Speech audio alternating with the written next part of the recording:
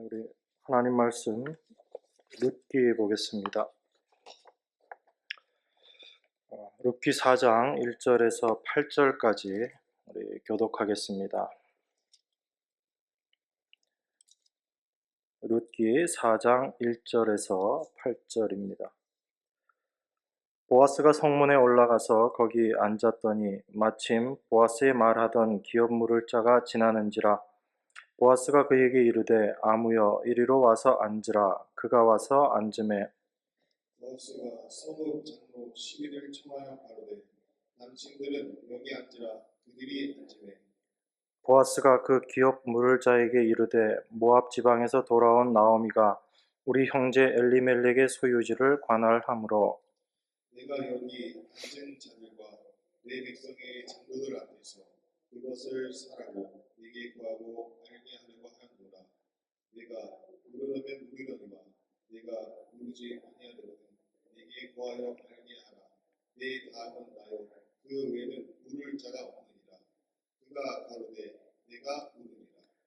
보아스가 가로되 내가 나오미의 손에서 그 밭을 사는 날에 곧 죽은 자의 아내 모압 여인 룻에게서 사서 그 죽은 자의 기업을 그 이름으로 잊게 하여야 할지니라. 그 기업 물을 자가 가로되 나는 내 기업에 손해가 있을까 하여 나를 위하여 물으지 못하노니 나의 물을 원리를 내가 취하리라. 나는 물으지 못하겠구나. 옛적 이스라엘 중에 모든 것을 무르거나 교환하는 일을 확정하기 위하여 사람이 그 신을 벗어 그 이웃에게 주더니 이것이 이스라엘에 증명하는 전례가 된지라. 이에 그 기업 물을 자가 보아스에게 이르되 내가 너를 위하여 사라 하고 그 신을 벗는지라. 아멘.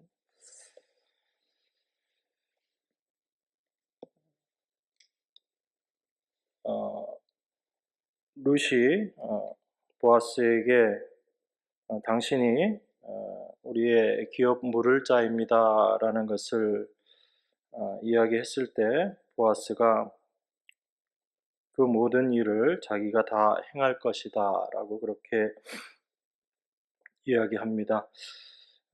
그런데 자기 앞서서 기업 물을 자 그 친족 중에 더 가까운 자가 있기 때문에 일단 그 사람에게 확인을 하고 자기가 그 사람이 기업 물으는 책임을 다하지 않으면 내가 그 모든 일들을 다 감당하겠다 그렇게 이야기했죠. 오늘 본문의 말씀은 보아스가 구체적으로 그 사람에게 기업 물을 것을 요청하고 그 사람의 반응을 우리에게 이야기하고 있습니다. 보아스가 성문에 가서 이렇게 앉아 있으니까 그 기업 물을 자가 지나갑니다. 그래서 보아스가 그 사람을 부르죠. 아무개여 이리로 와서 앉으라 라고 이야기하고 그 보아스가 성읍에 있는 장로들 10사람을 청해서 그 사람들로 다 같이 앉게 합니다. 그리고 그 기업 물을 책임이 있는 자에게 모압에서 돌아온 나오미가 우리 형제 엘리멜렉의 소유지를 다 관할하고 있기 때문에 내가 여기 앉은 자들과 그리고 내 백성의 장로들 앞에서 그것을 사라고 내게 구하여 알게 한다라고 이야기합니다. 그러니까 그 사람이 기업 물을 책임이 있다라는 것을 이야기하는 거죠. 보아스가. 그래서 그 말을 들은 그 아무개라는 사람이 그러면 내가 그 기업 무르는 일을 내가 감당하겠다라고 그렇게 대답을 합니다. 그랬더니 보아스가 그러면 너가 그것을 감당하는 것으로 끝나는 것이 아니고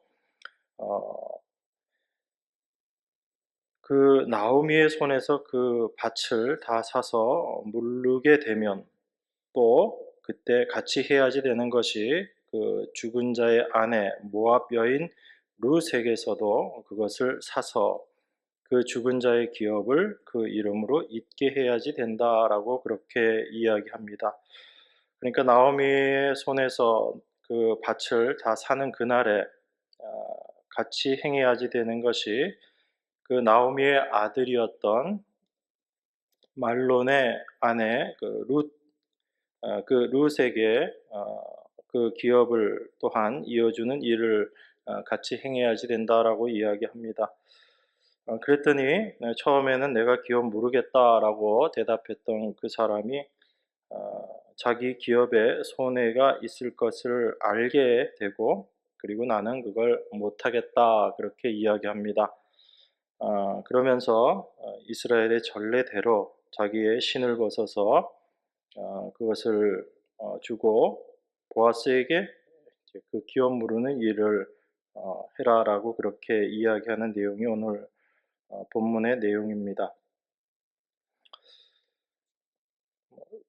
그냥 이렇게 쭉 보게 되면 크게 중요하지 않은 내용인 것 같지만, 이 말씀 안에서 우리가 또한 하나님의 일하심, 십자가를 발견할 수 있습니다.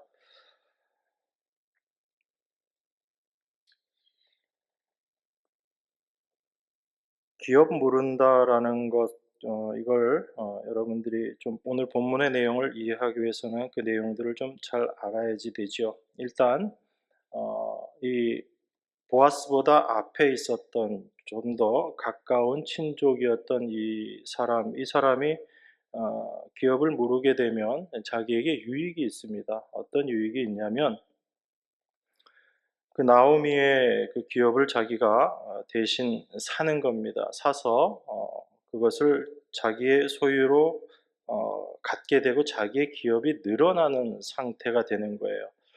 일반적으로 기업을 모르게 되면 기업을 물러준 친족이 그것을 보관하고 있다가, 아니면 정말 뭐 선한 마음으로 그 원래 그것을 팔았던 사람에게 돌려줄 수도 있겠지만, 그걸 일반적으로는 자기가 보관을 합니다. 그래서 자기의 기업으로 사용을 하다가 희년이 되면 이제 원래 소유주에게 다 돌려주거든요.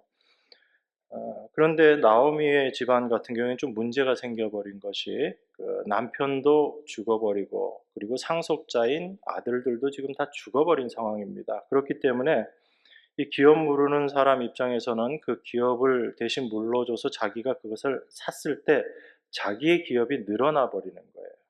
그래서 이 사람이 처음에는 내가 기업 무르는 일을 감당하겠다라고 그렇게 이야기한 겁니다. 그런데 이제 보아스가 그 이야기를 듣고, 근데 그걸로만 끝나는 게 아니라 너가 기업을 나오미로부터 그 밭을 사게 될 때 같이 행해야지 되는 것이 있는데, 뭐냐면 룻이 없었으면 상관이 없는데, 룻이 지금 어, 나오미와 같이 있는 상황이기 때문에 그 죽은 아들의 부인이잖아요. 그래서 그 룻과 결혼해서 그 룻의 남편인 말론의 그 기업을 너가 또한 이어줘야지 된다라고 그렇게 이야기합니다. 그렇게 되니까 상황이 어떻게 바뀌는 거냐면, 원래 내가 기업 물러주는 그 일을 행함으로 말미암아 그 나오미의 기업을 이제 자기가 사서 자기의 기업을 늘리는 게 가능했었는데, 그 룻과 결혼해서 말론의 그 이름을 기업을 이어줘야지 된다라고 하기 때문에 그 재산이 자기 것이 될 수가 없는 상황이 되어버린 거예요. 그래서 이 사람이 생각을 한 거죠. 곰곰이 생각해 보니까 이게 이익이 되는 거예요, 손해가 되는 거예요. 손해가 되는 겁니다. 그래서 손해가 되니까 나 그렇게 못하겠다라고 이야기한 겁니다. 이게 오늘 본문 내용이에요.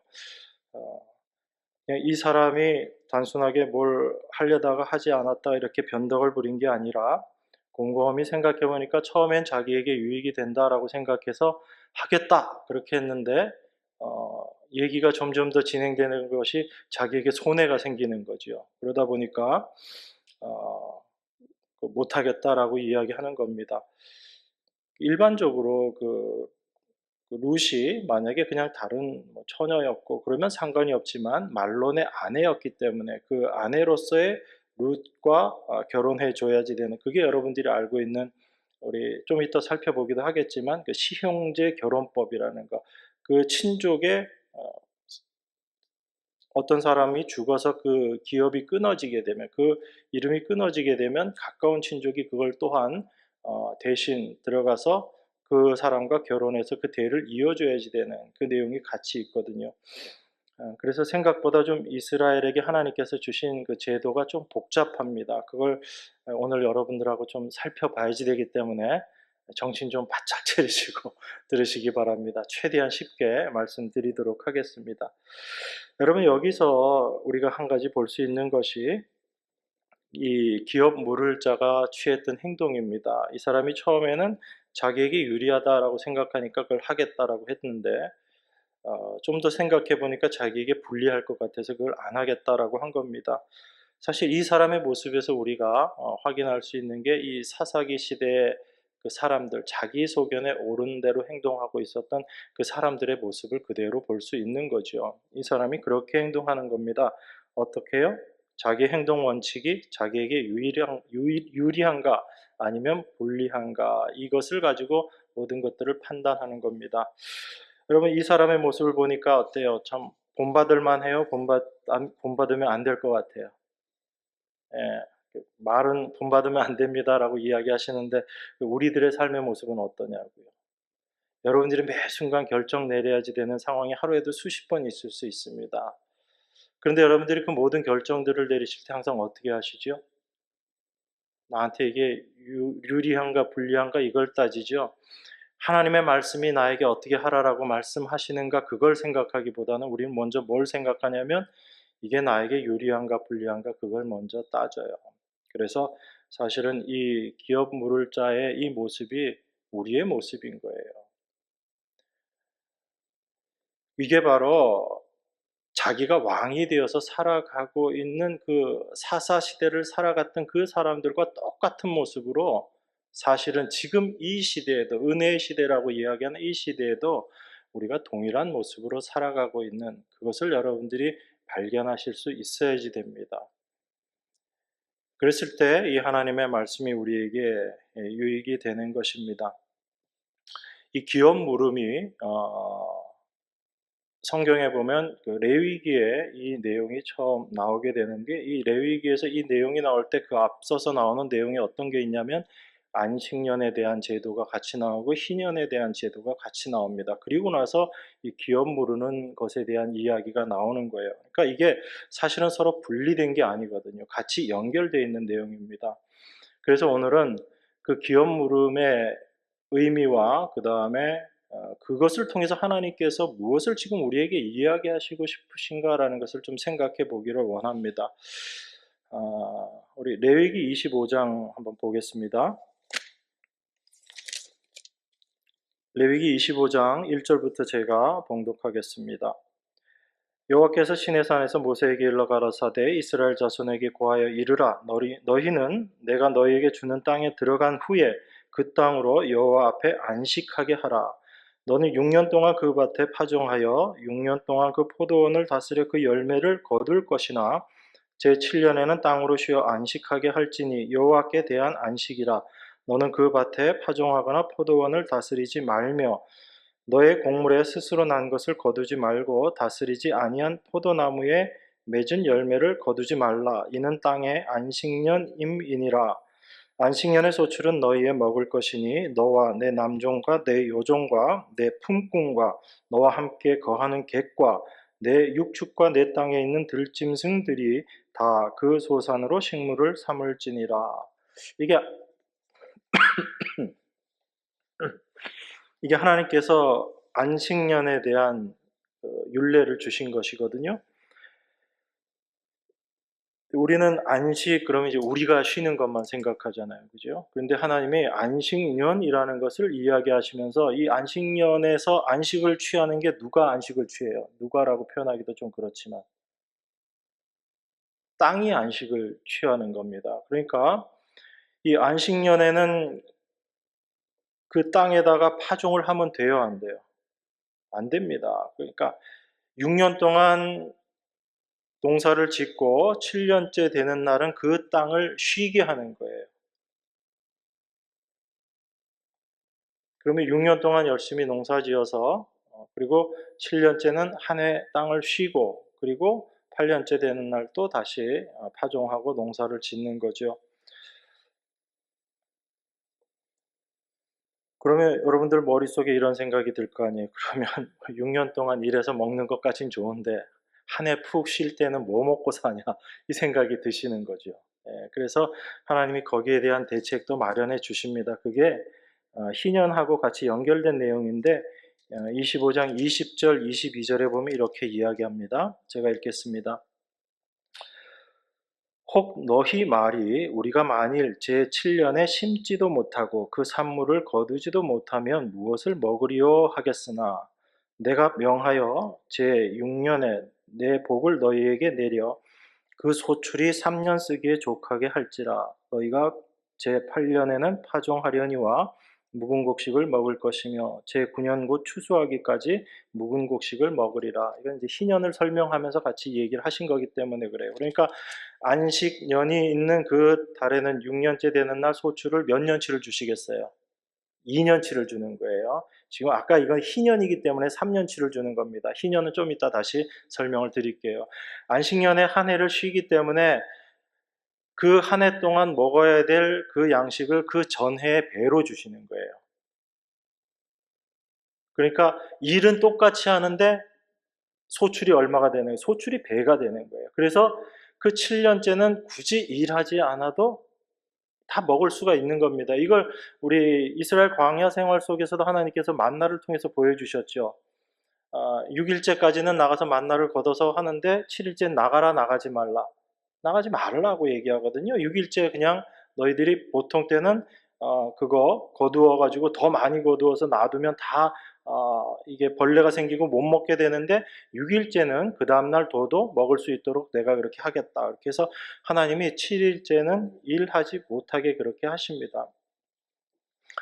이건 단순히 이스라엘 백성들을 좀 쉬게 해줘야지 되겠다라는 그런 차원에서 만든 제도가 아니거든요. 그 안식일과 안식년이 똑같은 것을 이야기합니다. 이게 여기서 이제 더 확장이 되면 희년이라는 게 있어요. 그게 25장 8절부터 나와 있습니다. 제가 봉독하겠습니다. 너는 7안식년을 계수할지니 이는 7년이 7번인즉 안식년 7번 동안 곧 49년이라. 7월 10일은 속죄일이니 너는 나팔 소리를 내되 전국에서 나팔을 크게 불지며 제50년을 거룩하게 하여 전국 거민에게 자유를 공포하라.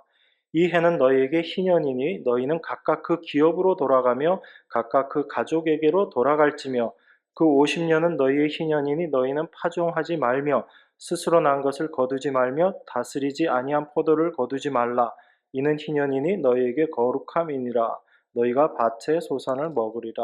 이렇게 이야기합니다.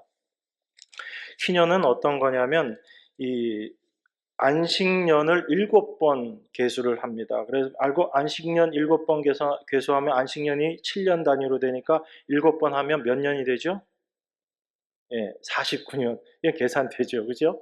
예, 복잡한 거 없습니다. 성경에 나온 숫자는 복잡한 건 없어요. 자, 49년이 됩니다. 그래서 이 49년 동안에 안식년이 몇 번 들어가게 돼요? 7번 들어가죠. 그러니까 49년을 지내는 동안에 땅은 7번을 7회를 쉬게 됩니다. 그리고 특별히 이 7번씩 7번 이게 채워진 49년 그 다음 번이 50년이 되는 해인데 이때를 희년이라고 이야기해요. 그래서 이때는 안식년이 아닌데도 불구하고 이때도 쉽니다. 그러면 49년째 쉬죠. 50년째 쉬죠. 그래서 이때는 그 6년 차 되는 때 3년치 먹을 것을 하나님께서 주시겠다라고 아까 그 말씀을 하신 거예요. 그러니까 하나님이 뭐 하라고 이야기할 때 우리가 생각하기엔 좀 손해볼 것 같은데 라고 생각해도 하나님 사실 다 채워주시는 거예요. 근데 우리 생각이 거기에 미치지 못하는 거고 결국은 뭐냐면 하나님 말씀을 안 믿는 거죠. 못 믿는 게 아니라 안 믿는 거예요. 자, 제가 이렇게 말씀드렸습니다. 그러면 이스라엘 백성들이 하나님이 말씀하신 이걸 잘 지켰을까요? 안 지켰을까요? 물어보는 이유가 뻔하겠죠. 그죠? 안 지켰어요. 그리고 이스라엘 백성들에게 하나님께서 특별히 그 말씀하셨던 것이 그 기업 물음에 대해서도 이제 살펴보기 좀 미리 제가 좀 말씀을 드릴게요. 자, 내가 힘이 들어가지고 내 땅을 다른 사람에게 경작권을 넘기게 되더라도 신년이 되면 그 땅이 자기에게로 돌아와야지 됩니다. 그런데 이스라엘 백성들이 그걸 안 지켰다라는 것을 이사야가 이렇게 얘기해요. 이사야서 5장 8절에 보면 가옥에 가옥을 연하며 전토에 전토를 더하여 빈틈이 없도록 하고 이 땅 가운데서 홀로 거하려 하는 그들은 화 있을진저. 지금 어떤 사람 이야기하는 것 같아요? 가옥에 가옥을 이어서 소유하고 땅에 땅을 더해가지고 빈틈이 없도록 하고 그 땅 가운데 자기 홀로 있으면서 거하려고 하는 사람, 그 사람은 화가 있을 것이다.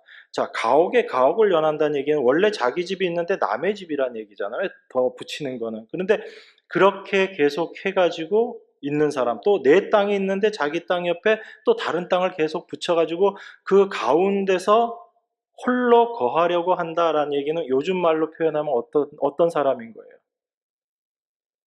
부동산 투기하는 거죠. 부동산 투기하는 거. 그러니까 희년이 돼도 땅 안 돌려주고 다 자기 걸로 이렇게 쌓아 놓는다는 얘기입니다. 이런 사람을 하나님께서 화 있을 것이다 라고 그렇게 이야기합니다. 그러니까 이스라엘 백성들이 안식년도 안 지켰고 희년도 안 지킨 거예요. 왜 안 지켰을까요? 6년 차에 하나님께서 더블로 주셨거든요. 2배로 주니까 그 다음에 농사를 안 짓기가 더 힘든 거예요. 사실은.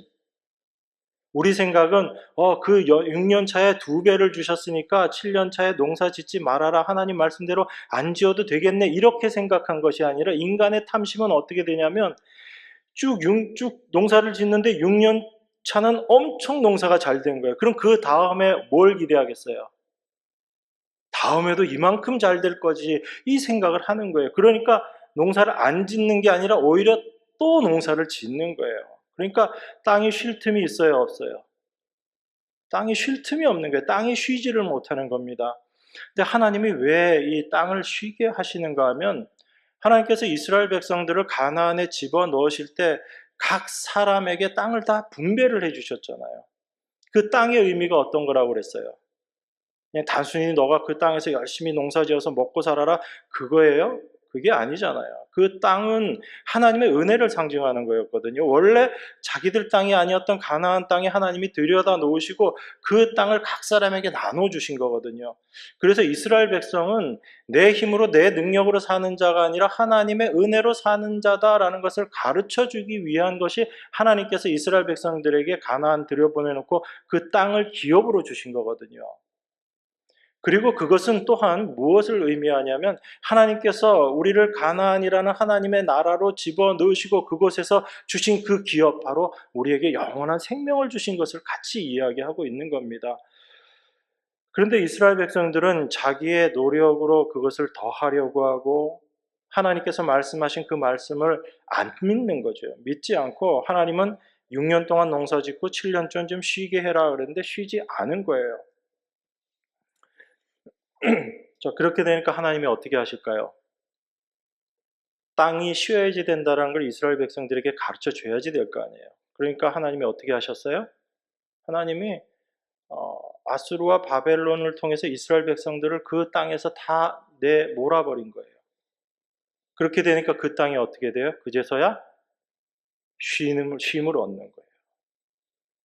그러니까 이스라엘 백성들이 하나님 앞에 범죄함으로 말미암아 하나님을 의지하지 않고 하나님을 믿지 않음으로 말미암아 하나님이 이스라엘 백성들을 싹 쓸어버리는데 그게 단순하게 이스라엘의 죄를 심판한다라는 차원을 넘어서 하나님이 원래 말씀하셨던 그 말씀대로 그 땅에 안식을 주시기 위해서 그 일을 하신 거예요. 그래서 예레미야 25장 11절에 보면 이렇게 말씀합니다. 이 모든 땅이 폐허가 되어 놀랄 일이 될 것이며 이 민족들은 70년 동안 바벨론의 왕을 섬기리라 이렇게 이야기합니다. 이스라엘이 바벨론에 가서 몇 년 동안 포로 생활을 해요? 70년을 합니다. 70년 동안 이스라엘 백성들이 본토에서 쫓겨나서 바벨론에서 포로 생활을 하게 되거든요. 이걸 역대하 36장 21절에서 뭐라고 이야기하냐면 이에 토지가 황폐하여 땅이 안식을 누림같이 안식하여 70년을 지냈으니 여호와께서 예레미야의 입으로 하신 말씀이 이루어졌더라 이렇게 이야기합니다. 그러니까 땅이 농사 짓는 사람이 없어가지고 폐허가 되고 황폐하게 됐어요. 이걸 지금 성경은 뭐라고 이야기하냐면 이에 토지가 황폐하여 땅이 안식년을 누림같이 안식하였다라고 그렇게 이야기합니다. 그러니까 하나님이 이스라엘 백성들을 바벨론으로 다 포로되게 하신 일은 무엇 때문에 하신 거예요? 땅을 안식하게 하기 위해서 하나님이 그 일을 하신 거예요. 여러분 마음속에 혹시 이런 생각이 드실 수 있습니다. 그러면 하나님이 이스라엘 백성인 당신의 자녀보다 땅을 더 소중하게 생각하시는가? 그렇게 생각하실 수 있지만 사실 그게 아니라 그 땅을 통해서 하나님이 그 안식이라는 그걸 지금 우리에게 말씀하시고자 하시는 거예요. 이스라엘 백성에게 안식일을 이야기하시고 안식년을 이야기하시고 그리고 최종적인 희년을 이야기합니다. 희년은 모든 억압에서 해방되는 거예요. 종으로 팔려갔던 사람도 희년이 되면 그 종에서 해방이 돼요. 그리고 땅을 팔았던, 사실 이스라엘에는 땅을 판다라는 개념은 없습니다. 뭐냐면 모든 땅이 하나님의 소유예요. 그래서 이스라엘은 땅을 팔게 될 때 뭐를 파는 거라고 그랬죠? 경작권을 파는 거예요. 내가 그 땅을 경작해서 소출을 얻을 수 있는 그 권리를 파는 겁니다. 그런데 그 권리도 희년이 되면 다 돌아오는 거예요.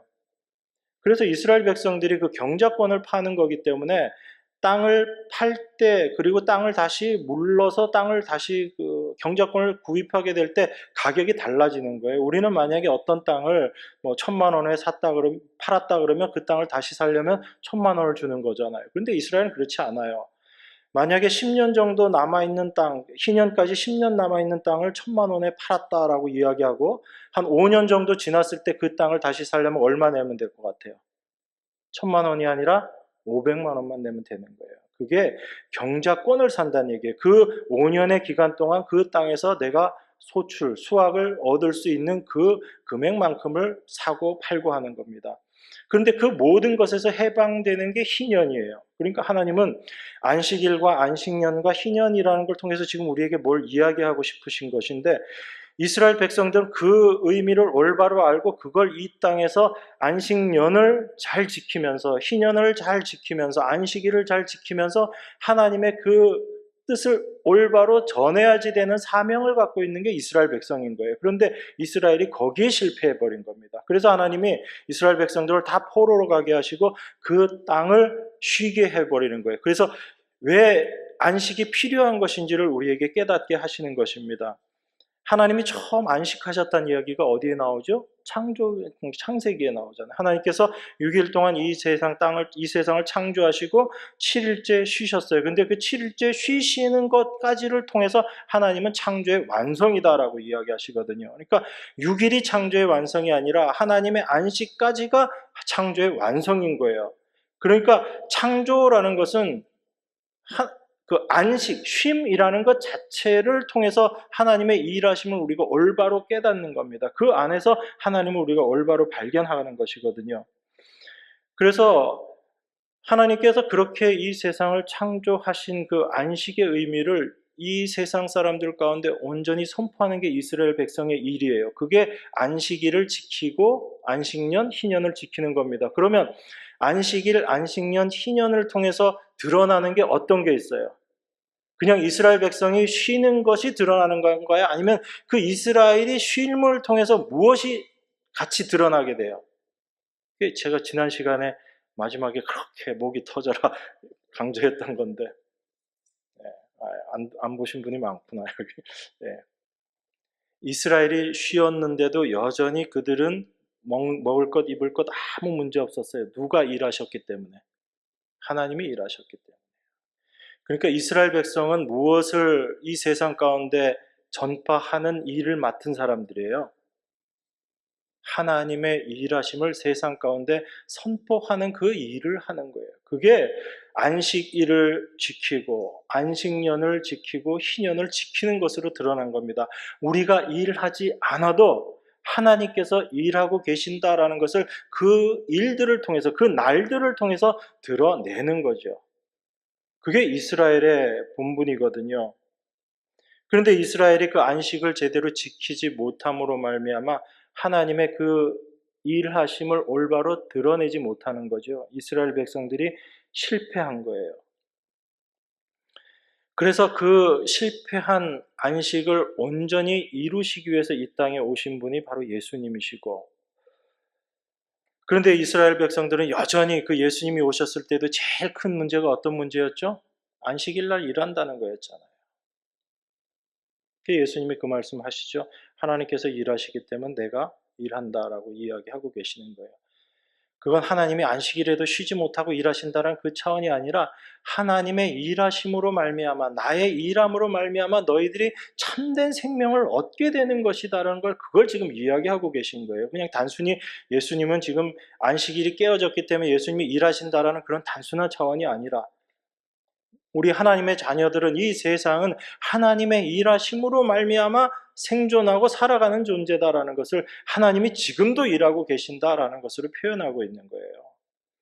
그러니까 안식일 날 우리가 쉰다라는 얘기는 그 안식일에 사실은 누가 일하고 계시는 거예요? 하나님이 일하고 계신 거예요.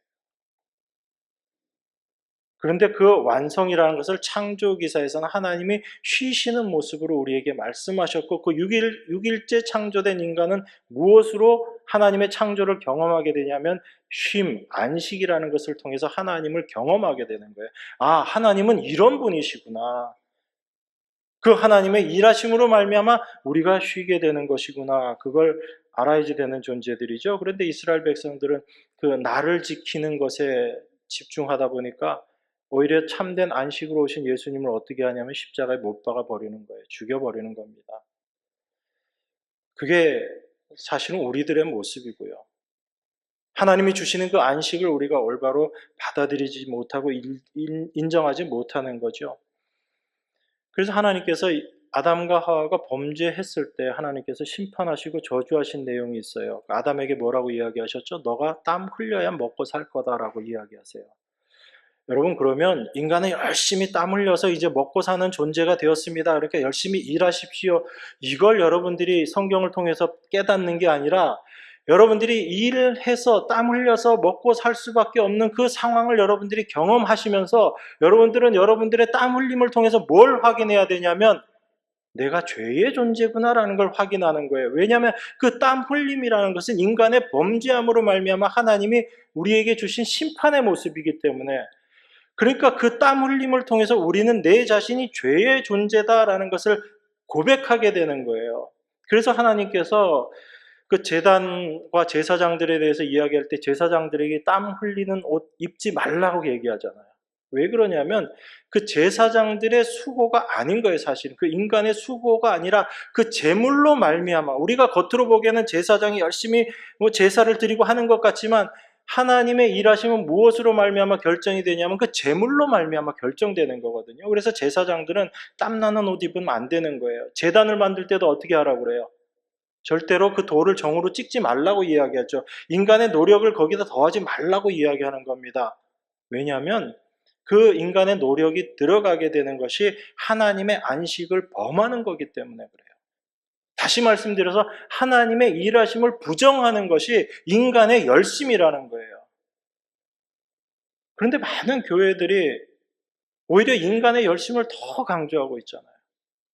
여러분들에게 아무것도 하지 말란 이야기가 아니에요. 여러분들도 열심히 일하시고 뭔가 하나님 앞에 여러분들의 헌신된 모습이 있어야 되는데, 그건 여러분들이 무슨 일을 해서 하나님의 일을 완성시키는 게 아니라 지난 시간에 저희가 봤던 룻과 나오미가 일했던 그 모습, 어떤 거예요? 하나님을, 보아스만이 우리의 기업을 물러줄 자입니다. 그 일에 대해서 나오미도 알고 룻도 알았던 거예요. 그걸 자기가 올바로 알고 그 기업 물을 자와 내가 마음으로 하나가 되는 것, 이게 우리가 열심을 내야지 되는 거거든요. 그러니까 우리는, 우리의 열심이라는 것은 하나님께서 우리의 모든 삶을 주관하고 계신다라는 것을 올바로 깨닫게 하기 위한, 그것을 알게 하기 위한 하나님께 간구하는 그런 열심인 거예요. 하나님의 마음과 우리의 마음이 하나가 되는 그 열심, 우리가 무엇을 일을 해서 그 일의 보탬이 되는 열심이 아니라, 이게 바로 하나님의 마음을 우리가 올바로 아는 거죠. 하나님이 우리를 어떻게 인도하시는지를 올바로 아는데 열심이 있는 그 모습, 그게 성도들의 열심으로 나타나는 거고, 그게 지난 시간에 룻과 나오미를 통해서 보여줬던 열심인 거예요. 그런데 실제 기업 무르는 그 일은 누가 시작하고 누가 완성하는 거예요? 보아스가 이 일을 지금 하고 있잖아요. 우리 사장에서 보니까 그 모든 일들을 다 행해 나가는 겁니다. 그렇기 때문에 이 안식이라는 것, 이게 단순히 쉰다라는 차원이 아니라 이 안식을 통해서 우리가 하나님의 일하심을 올바로 확인하게 되는 것이고, 인간의 노력이라는 게 어떤 것인지를 우리가 알게 되는 거예요. 여러분, 성경에서 7이라는 숫자 있죠. 7이라는 숫자를 여러분 다 완성의 숫자라고 알고 계시죠. 그래서 오늘도 그 안식년도 7년째고, 그 다음에 그 희년을 이야기할 때도 7안식일이 꽉 채워졌을 때 최종적으로 희년이라는 것, 그게 선포되는 걸 이야기해요. 그래서 희년을 설명할 때 아까 여러분 읽으실 때 혹시 보셨는지 모르지만 갑자기 대속죄일 규정이 거기에 같이 한 줄 들어가 있잖아요. 희년을 이야기하는데 뜬금없이 그 속죄일 규정이 들어가 있죠. 그게 뭐냐면 바로 그 온전한 그 안식을 이루심으로 말미암아 희년이 되시는 대속죄물이신 예수 그리스도를 이야기하고 있기 때문에 그래요. 그래서 희년 자체가 바로 예수 그리스도를 이야기하고 있기 때문에 그 율법 내용 안에서도 그렇게 끼워 놓은 거예요. 그 구절 자체를.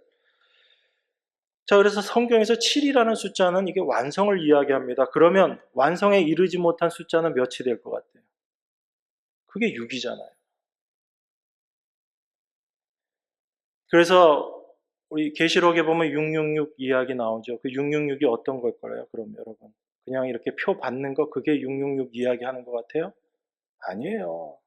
그 666이라는 게 인간이 아무리 노력하고 애를 써도 절대로 그 7에 이를 수 없다라는 걸 상징적으로 이야기하는 거예요. 단순한 6이 아니라 6이 3개나 모여 있는, 그 6으로 아무리 최선을 다해도, 6이라는 그 인간의 노력으로 아무리 최선을 다해도 절대로 7이라는 그 완성 가운데 갈 수 없다라는 것. 인간의 노력이 오히려 하나님의 일하심에 방해가 된다는 걸 깨닫는 것.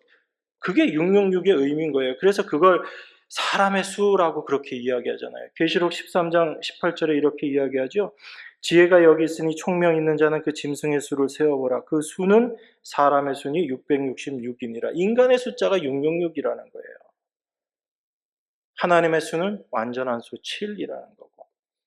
그 인간의 열심을 아무리 모아놔봤자 그건 사람의 수일 수밖에 없다라는 거죠. 범죄하고 타락한 그 죄에 많은 인간의 숫자일 수밖에 없다는 걸 알아야지 돼요. 그래서 내가 무언가를 해서 하나님의 것에 보탬이 되겠다, 그 생각 자체를 먼저 내려놓아야 됩니다. 그게 6이라는 숫자의 생각이기 때문에 그래요.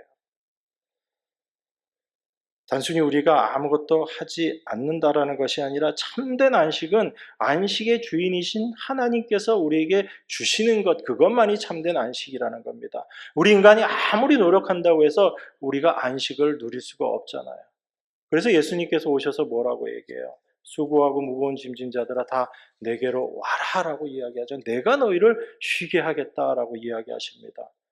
그런데 우리는 그 예수님의 말씀 앞에서도 우리가 뭔가를 더해서 그 안식 가운데 쉼을 얻어야지 된다라고 생각하는 게 우리 인간들의 죄된 모습인 것이고, 그래서 예수님은 너희가 자기 십자가를 지라라고 이야기합니다. 십자가라는 게 뭐예요? 여러분들 힘들고 어려운 일 아니잖아요. 십자가를 진다라는 건 내 자신의 죽음을 이야기하는 거죠. 다 내려놓으라는 얘기예요. 내가 뭘 할 수 있다라는 그 생각조차도 다 내려놓는 거, 그게 자기 십자가를 지는 거예요. 날 힘들게 하는 시어머니 이게 십자가가 아니라, 환경이 나를 어렵게 하는 거 그게 십자가가 아니라, 오히려 그런 환경은 우리로 하여금 하나님께로 더 가까이 가게 하는 하나님의 은혜의 손길이죠. 그 고난이 없었으면 여러분 어떻게 하나님께로 갔겠어요? 지금처럼 하나님께 가까이 갈 수 있었겠어요? 우리가? 아니잖아요. 제 삶을 돌이켜봐도 그래요. 제가 원하는 대로 다 됐으면 여기 이러고 안 있죠. 제가 가급적이면 설교 때 제 얘기 안 하려고 합니다. 해봤자 좋은 얘기도 없고. 그래서 어쨌든 하나님은 그렇게 우리를 하나님께로 인도하시는 그 일들을 행하시는 거예요. 그러니까 그 십자가라는 것은, 성경이 예수님이 말씀하신 그 십자가는요, 내가 뭔가를 하겠다라는 것 다 내려놓으란 얘기입니다. 그랬을 때 우리가 참된 쉼을 얻을 수 있는 거예요. 그 쉼이 어디? 예수 그리스도 안, 십자가 안이라는 그곳. 그래서 그 십자가 앞에서 우리의 죽음을 우리가 경험하고 고백하게 되는 것이고, 내가 하려고 했던 그 모든 것들을 다 내려놓게 되는 것이 십자가 앞이잖아요. 그 십자가 앞에서도 내가 뭘 하겠다고 하는 사람이 있어요? 아무도 없잖아요.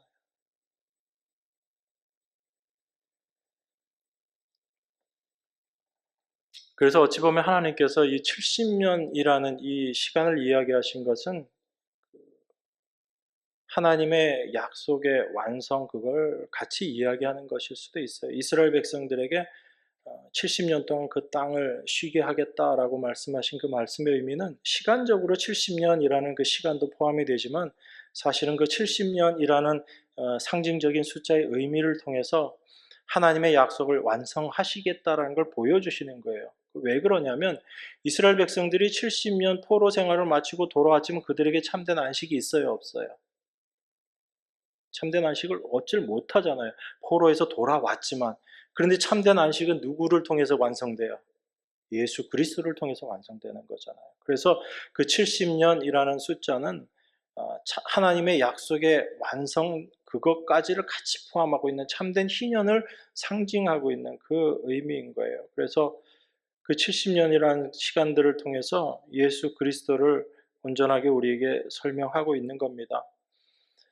자, 그래서 이스라엘 백성들을 그 70년 포로 생활에서 돌아오게 해요. 그러니까 그 70년의 기간이 있다라는 건 70년의 생활 끝이 있다라는 이야기잖아요. 그죠? 그래서 여러분, 우리 계시록에 가서 보면 바벨론이라는 게 어디로 표시되어 있어요? 세상을 표현할 때 바벨론이라고 이야기합니다. 그러니까 사실은 지금 우리 모두의 삶이 어떤 삶이냐면 바벨론에서 포로되어서 살고 있는 삶인 거예요. 그 세상에 포로되어서 살아가고 있는 삶인데, 하나님께서는 그 삶에 대한 끝을 이미 정해 놓으셨어요. 그래서 이스라엘 백성들이 그 바벨론 포로에서 돌아오게 하심으로 말미암아 그 하나님의 약속의 말씀이 확실하게 누구로 말미암아 이루어진 거예요. 이스라엘 백성들이 열심히 투쟁해가지고 싸워 이겨서 돌아온 게 아니라 하나님이 말씀하셨고 그 말씀하신 것을 하나님이 이루심으로 말미암아 이스라엘 백성들이 돌아오게 되죠. 그게 에스겔이 얘기하고 있는 거고 예레미야가 얘기하고 있는 게 다 그 내용이잖아요. 하나님이 말씀하시고 그 말씀대로 하나님께서 다 이루어내셨다라는 거예요. 그래서 우리에게 분명한 그 끝을 보여주셨어요. 그런데 이미 하나님께서는 그 바벨론 포로 생활을 이스라엘 민족들을 통해서 끝냄을 보여줬듯이 이 세상에서의 그 포로 생활도 하나님께서 이미 끝내주셨어요. 그게 예수 그리스도께서 십자가에서 이루어내신 일이거든요. 하나님의 그 모든 말씀을 예수님께서 십자가에서 완성하시고 다 이루셨다라고 말씀하신 거예요. 그래서 바벨론의 포로로 끌려갔던 이스라엘 백성들의 삶의 그 포로 생활의 끝이 있듯이 우리들이 이 세상을 살아가는 이 세상에서의 삶의 끝도 이미 완성된 거예요. 예수님이 십자가에서 다 이루어 놓으신 겁니다. 우리는 그것 바라보고 그 안에서 살아가는 거예요. 근데 우리가 그걸 다 알면 하나님이 우리 그냥 데려가시면 좋을 텐데 왜 이 땅에 그냥 남겨두셨는가 하면, 우리가 이 땅을 살아가는 것이 바로 바벨론에서 포로된 자로 살아가는 것과 똑같은 모습이기 때문에 그렇게 우리를 이 땅에 두신 거예요. 그러면 이 땅에서 살면서 우리는 무엇을 확인해야지 되는 거예요? 우리가 살고 있는 이 땅, 이 포로 생활 분명히 끝난다라는 걸 우리가 알고, 이미 끝났다라는 것을 우리가 분명히 알고, 그러면 그 바벨론이라는 것은 나중에 하나님이 어떻게 하신다고 그래요? 제가 오늘 뒤에 구절들을 다 안 읽고 시간이 없을 것 같아서 짧게 읽었는데, 하나님이 포로 생활을 끝내고 나서 바벨론을 어떻게 한다고 얘기하자면 그 바벨론 땅을 완전히 황폐하게 하나님이 멸망시켜 버리신다라고 그렇게 이야기하세요. 그럼 지금 우리가 이 세상이라는 바벨론을 살아가고 있지만 하나님은 이미 그걸 끝내셨고 끝내신다고 말씀하셨어요. 그러면 우리는 그 세상을 살아가면서 이 세상이 어떤 곳인 걸 알아야 돼요. 이 세상은 이미 끝난 세상이구나라는 걸 우리가 알아야 되죠. 근데 그걸 알지 못하면 우리는 어떻게 살아가요? 이 세상에서 나를 유익하게 할 게 뭐가 있는가? 내가 여기서 취할 것이 무엇이 있는가? 세상에 여전히 마음 두고 살아가는 거예요. 그렇게 이 세상에서 살아가고 있는 우리들에게 하나님께서 어떻게 하나님의 약속을 이루셨는가를 우리로 하여금 올바로 깨닫게 하시고 그 안식 가운데 들어가는 삶을 살게 하시는 것이 우리를 이 땅에 두신 하나님의 목적인 거예요. 그러니까 성도는 이 땅을 살아가면서 참된 안식, 참된 쉼을 누릴 수 있는 자로, 누리는 자로 살아가는 것이 성도의 모습인 거죠. 그런데 여전히 누리지 못하고 세상의 것을 더 누리기 위해서 안식하지 못하고 살아가는 것이 우리들의 모습이라면 그건 아닌 거죠. 그죠? 그래서 하나님의 뜻을 올바로 알게 될 때 우리가 이 세상을 살아가는 삶의 모습이 달라질 수밖에 없는 거예요. 하나님은 그것을 우리에게 깨닫게 해주시는 것입니다. 오늘 본문의 말씀도 마찬가지죠. 이 기업 무르는 그 내용도 이 안식년 희년을 이야기하고 나서 레위기 25장 23절부터 이 말이 나옵니다. 제가 봉독하겠습니다.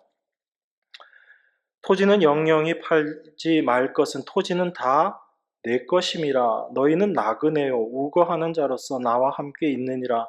너희 기업의 온 땅에서 그 토지 무르기를 허락할지니 만일 너희 형제가 가난하여 그 기업 얼마를 팔았으면 그 근족이 와서 동족에 판 것을 물을 것이요. 여기 보니까 하나님 토지 팔지 말라고 이야기하죠. 그리고 왜 그러냐면 그 모든 토지가 내 거고 너희는 나그네요 우거하는 자, 그런 자로서 나와 함께 있는 거다라고 이야기합니다. 그러니까 그들이 팔게 되는 건 토지를 파는 게 아니라 경작하는 그 경작권만 팔게 되는 거죠. 그래서 그걸 팔 때는 어떻게 하고 다시 물을 때는 어떻게 하라라는 내용이 그 뒤에 쭉 이어져서 나와 있는 겁니다. 그럼 하나님은 왜 이렇게 땅을 다시 그렇게 팔게 됐을 때 땅을 다시 우리에게 그 원래 주인에게 다 돌아가게 하는 그 희년을 두셨는가 하면 이건 그 창세기하고 같이 연결이 되는 거예요. 하나님이 원래 하나님의 자녀들에게 주신 그 땅이 있었잖아요. 그 땅을 다 빼앗긴 게 누구예요, 사실은? 그 땅에서 쫓겨나 버린 우리 사람의 조상 아담이었잖아요. 우리가 다 거기에 속해서 그 약속의 땅에서 다 쫓겨나 있는 자들이거든요. 그런데 하나님께서 그 예수님을 통해서 약속하신 말씀을 통해서 약속하신 그 희년의 그 잃어버렸던 그 땅을 다 회복하게 해 주시겠다는 거예요. 그러니까 이미 하나님의 약속 안에 그 모든 것들이 다 들어가 있는 거예요. 그걸 이미 예수님께서 다 이루셨다는 이야기고. 그래서 기업 무른다라는 것이 중요한 거예요. 단순히 내 땅을 다시 되찾는다라는 것이 중요한 것이 아니라 그 기업 물음을 통해서 우리에게 생명으로 주신 그 땅을 하나님께서 다시 우리에게 회복시켜 주시겠다는 거예요. 그래서 그 기업 무른다라는 게 이렇게 중요한 것이고 룻기에서 그 이야기를 지금 계속하고 있는 거예요. 그냥 잃어버린 땅 그 다시 찾게 해가지고 그 땅 갖고 소유하게 하는 거 그거 뭐가 그렇게 중요하냐라고 생각할 수 있지만 중요한 거예요. 그 말씀의 의미를 우리가 올바로 알게 된다면 하나님이 어떻게 일하시는가를 지금 우리에게 보여주고 있는 거거든요. 보아스를 통해서 우리의 잃어버렸던 그 기업을 하나님께서 어떻게 회복시켜 주시는가를, 그 보아스라는 사람을 통해서 우리가 예수 그리스도를 바라볼 수 있게 되는 거잖아요. 그래서 기업 물음이 중요한 겁니다. 그리고 똑같은 모습으로 이야기하고 있는 것이 그 시형제 결혼법이라고 이야기하는 고엘 제도인 거예요. 그 고엘 제도도 똑같은 겁니다. 어떤 거예요? 자, 형제가 여럿 있습니다. 그래서 어떤 사람이 그 형제 한 사람하고 결혼을 했어요. 그런데 그 남편이 죽어버립니다. 그런데 자식이 있으면 상관이 없어요. 자식이 그 대를 이어가면 되니까. 근데 자식이 없습니다. 그럼 어떻게 하라고 그래요? 성경에 보니까.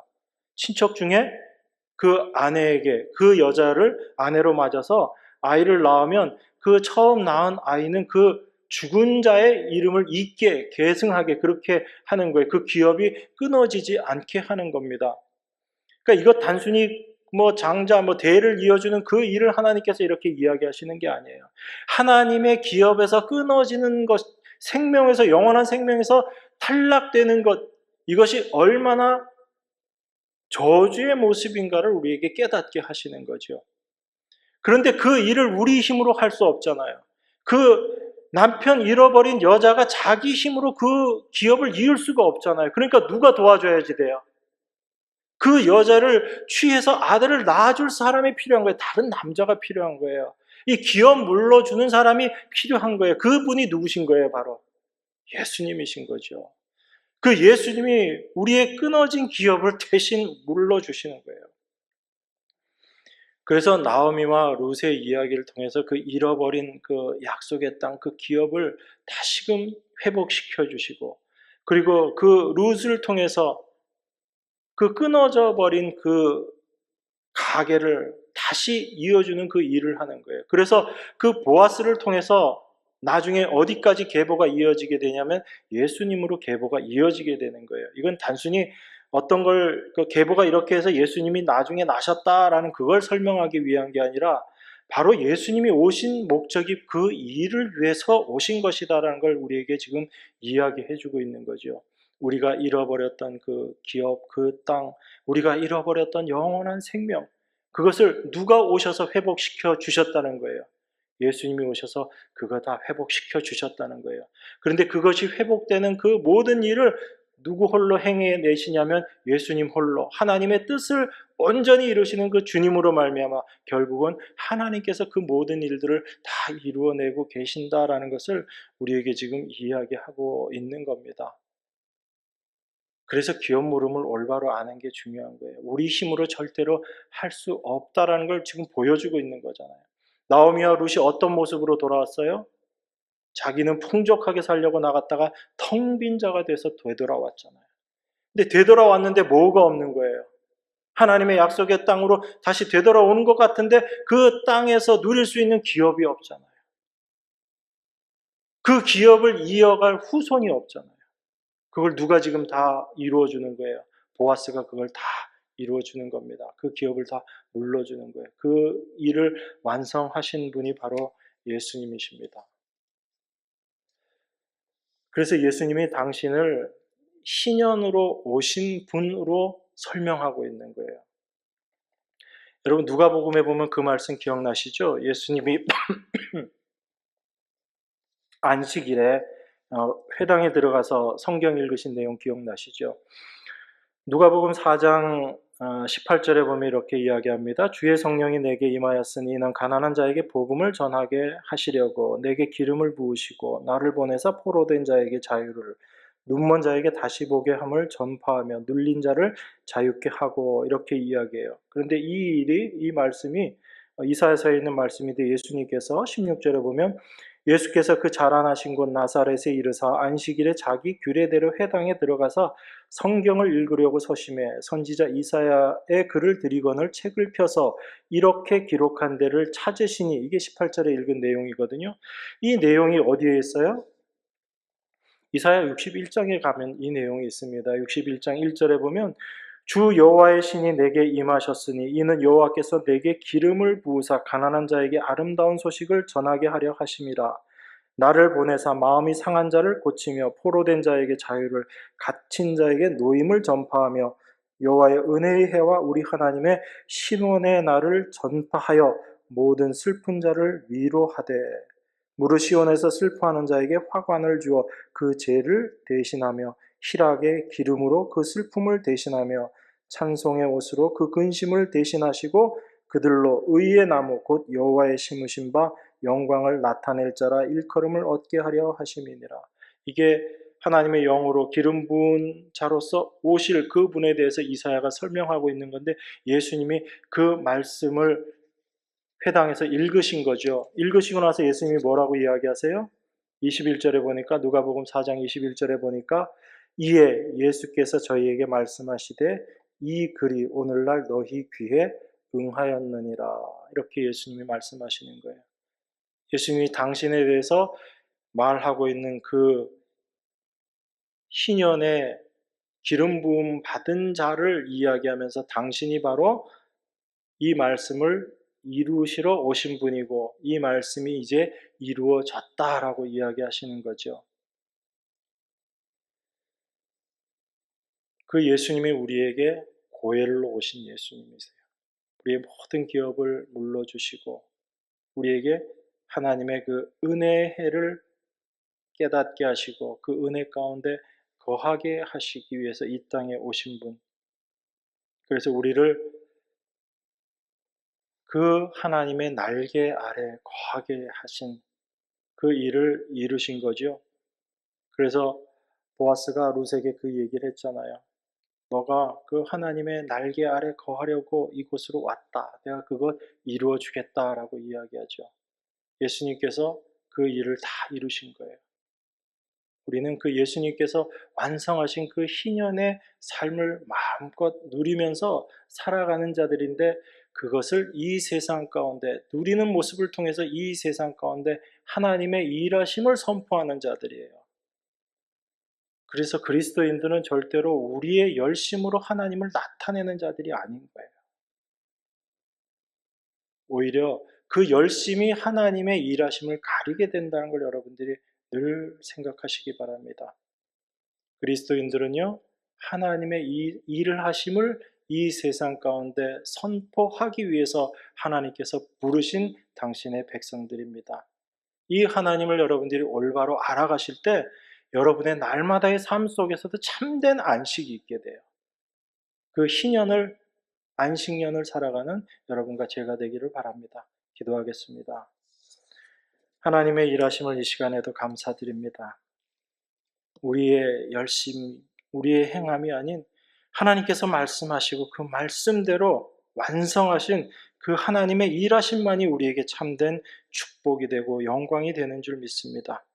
우리 마음 가운데 그 하나님의 일하심이 믿음으로 온전히 깨닫게 되어지기를 원합니다. 그 하나님의 일하심만을 우리가 올바로 경험하고 바라보기를 원합니다. 우리의 모든 수고, 열심 내려놓게 하시고 그 하나님 일하심 안에 참된 평안과 안식을 누리는 참된 안식의 삶, 희년의 삶을 살아가는 저희 모두가 될 수 있도록 하나님 축복하여 주시옵소서. 십자가에서 하나님의 그 모든 일들을 완성하시고 다 이루었다 말씀하시며 하나님 보좌 우편에서 지금도 우리를 위해 간구하고 계시는 예수 그리스도 이름으로 기도드리옵나이다. 아멘.